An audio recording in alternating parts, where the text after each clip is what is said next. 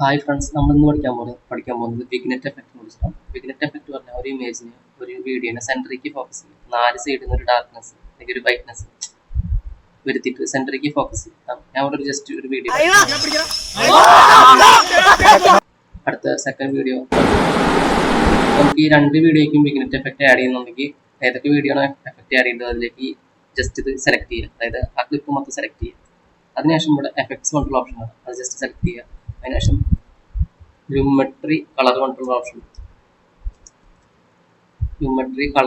ഉണ്ട്. അത് just select ചെയ്യുക. അതിനുശേഷം ഡ്രാഗ് ചെയ്യുക.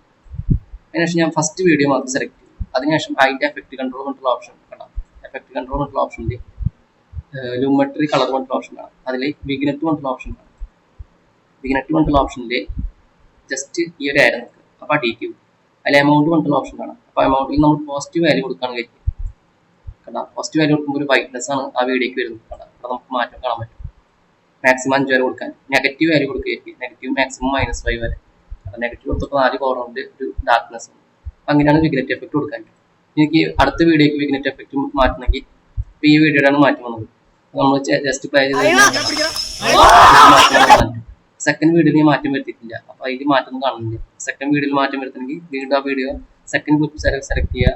അതിൽ ലുമെട്രി കളറിൽ വിഗ്നെറ്റ് കൊണ്ടുള്ള ഓപ്ഷൻ സെലക്ട് ചെയ്യുക. അതിൽ എമൗണ്ടിൽ ഞാൻ പോസിറ്റീവാണ് കൊടുക്കുന്നതായിരിക്കും. പോസിറ്റീവ് കൊടുക്കുമ്പോൾ കണ്ട ഒരു വൈറ്റ്നസ് വരുന്നതാണ്. 4 സൈഡിലേക്ക് നെഗറ്റീവ് ഡാർക്ക്നെസ് വരുത്തണമെങ്കിൽ നെഗറ്റീവ് വാല്യൂ കൊടുക്കും. അതാണ് വിഗ്നെറ്റ് എഫക്റ്റ്.